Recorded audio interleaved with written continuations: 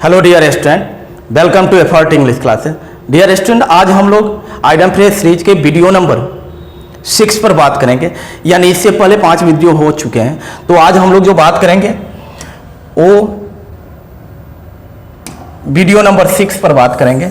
यानी इससे पहले 5 आइडम फ्रेजेज के सीरीज में 5 वीडियो हो चुके हैं जो ऑलरेडी हो चुके हैं। प्लेलिस्ट में जाकर अगर नहीं उसे नोट कर पाए हैं तो उसे भी नोट करें और बारीकी से इसको देखते रहें, बार बार रिवाइज करते रहें। आने वाले एग्जाम में आप देखेंगे ये सारे क्वेश्चन आपको यहीं से पूछेंगे, ये मैं आपको 100% श्योर कर रहा हूँ। चलते हैं, पहला नंबर से चलते हैं, देखते हैं।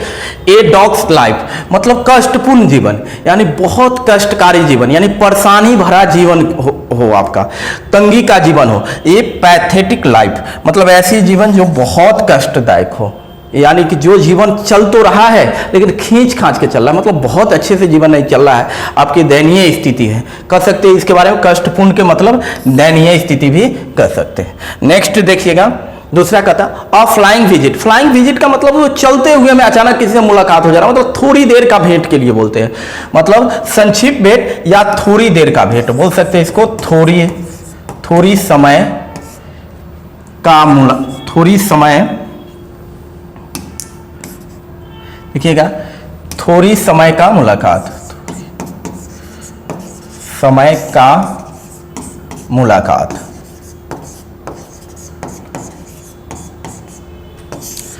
ठीक है, मतलब थोड़ी देर का। अ फ्लाइंग विजिट इसी को बोलते हैं a visit for a short time, मतलब क्षणिक देर के लिए।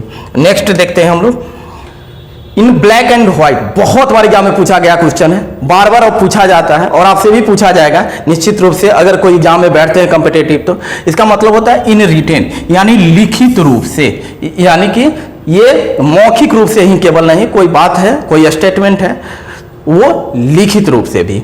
नेक्स्ट देखते हैं हम ब्लाइंड टू का मतलब होता है नेग्लिजेंट ऑफ समथिंग, मतलब कोई चीज से अनजान होना, कोई भी विषय वस्तु से जानकारी में नहीं होना, यानी उससे क्या होगा, अनभिज्ञ होना, यानी अनजान होना। उसी को बोलते हैं बेखबर रहना या अनजान होना,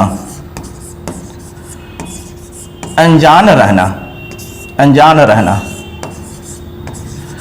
चाहे वो कोई भी विषय वस्तु हो उससे अनजान होना, मतलब कोई अचानक आपके अड़ोस पड़ोस में कोई घटना घट जाती है, अगर कोई आपसे आकर डिटेल उसके बारे में जानने की कोशिश करे तो आप बोल सकते हैं, अगर नहीं जानते होते हैं तो क्या बोलते हैं, मैं इसके बारे में नहीं जानता हूं, यानी इसी के बारे में बोला जाता है। ब्लाइंड टू मतलब उसके विषय में पूरी तरह अंधा के समान है, मतलब जानकारी ही नहीं है मेरे पास।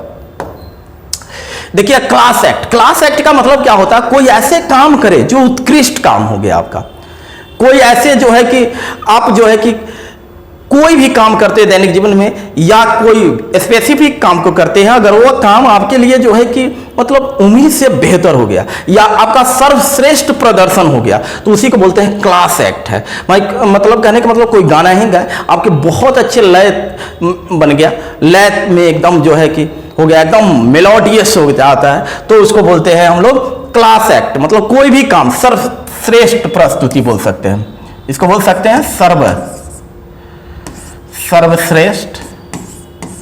सर्वश्रेष्ठ कार्य।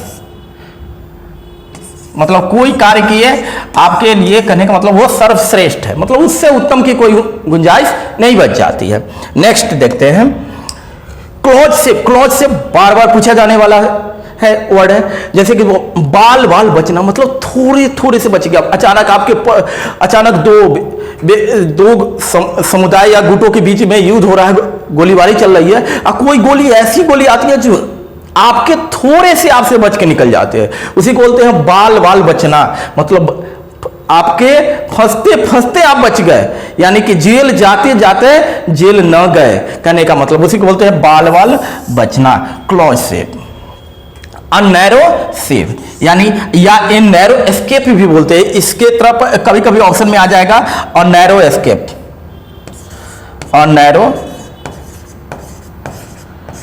Narrow escape. इसको भी नोट कर लेंगे, कभी कभी ये भी देखने को मिलता है एग्जाम में, तो दोनों में से कोई ऑप्शन आ जाएगा वही होगा इसका।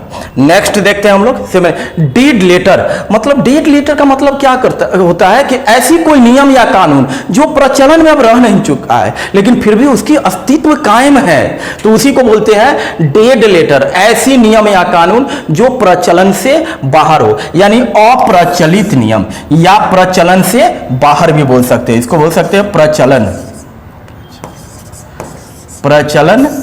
से बाहर का नियम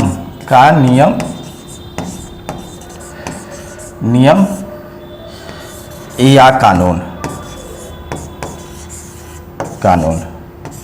ठीक है, नेक्स्ट देखते हैं हम लोग 7 नंबर डाई इन हार्नेस। डाई इन हार्नेस का मतलब होता है कोई व्यक्ति पूरी गति, एक्टिव से, पूरी ऊर्जा से, मतलब पूरी स्वस्थ है, कार्य कर रहा है और कार्य करते करते के क्रम में जो ही उसका क्या हो जाता है, मृत्यु हो जाता है, तो वैसे व्यक्ति को बोलते हैं डाई इन हार्नेस। मतलब पूरी ऊर्जावान था व्यक्ति। कोई आदमी होता है मरने से पहले बेड पर ले और कुछ दिनों तक वह जो है कि कष्ट का जो है झेलता है, फिर जाकर उसको जो है कि क्या होता है, पूरी तरह से हुआ एनर्जी लेस होता है, तब जाकर वह जो है डेड करता है। लेकिन कोई व्यक्ति ऐसे होते हैं जो चलते फिरते अपने दैनिक जीवन को कर रहे हैं, पूरे दिनचर्या को प्रॉपर रूप से कर रहे हैं, जैसे एक यंग एनर्जेटिक पर्सन करते हैं, उस तरह से कार्य करते हुए के क्रम में अगर किसी की मृत्यु हो जाती है तो उसी को लिए बोलते हैं डाई इन हार्नेस। काम करते करते मर जाए, ये नहीं समझिए कि काम के करने के क्रम में मर गया, मतलब कहने का मतलब वो एनर्जेटिक था, ऊर्जावान था, कार्य करने की क्षमता अवेलेबल थी उसमें, और वो प्रॉपर रूप से एनर्जेटिक रहते हुए वो मर गया, तो उसी को बोलते हैं काम करते करते मर जाना। यानी to die while actively working, पूरी ऊर्जा से वह काम करते हुए क्रम में ही क्या होता है, जब तक ऊर्जा रहता है शरीर में तभी वह क्या हो जाता है, मर जाता है। यानी कह सकते हैं चलते फिरते, आम देहात में हम लोग करते हैं ना, चलते फिरते उसकी मृत्यु हो गई, बहुत अच्छी हुई, तो ऐसे ही चीजों के लिए प्रयोग करते हैं। नेक्स्ट देखते हैं हम लोग डॉग डेज। डॉग डेज का मतलब होता है बहुत गर्मी का दिन, मतलब गर्मी का दिन, या बुरे दिन भी बोल सकते हैं इसको, बुरे दिन भी बोल सकते हैं इसको, बुरे दिन भी बोल सकते हैं। उसी को बोलते हैं हॉट सल्ट्री समर वेदर, मतलब बहुत गर्म। नेक्स्ट देखिएगा इट वंस हर्ट आउट, मतलब बहुत अधिक दुखी होना। टू फील ग्रेट सैडनेस, बहुत अधिक दुखी होना। इट वंस हर्ट आउट मतलब बहुत अधिक दुखी हो जाना।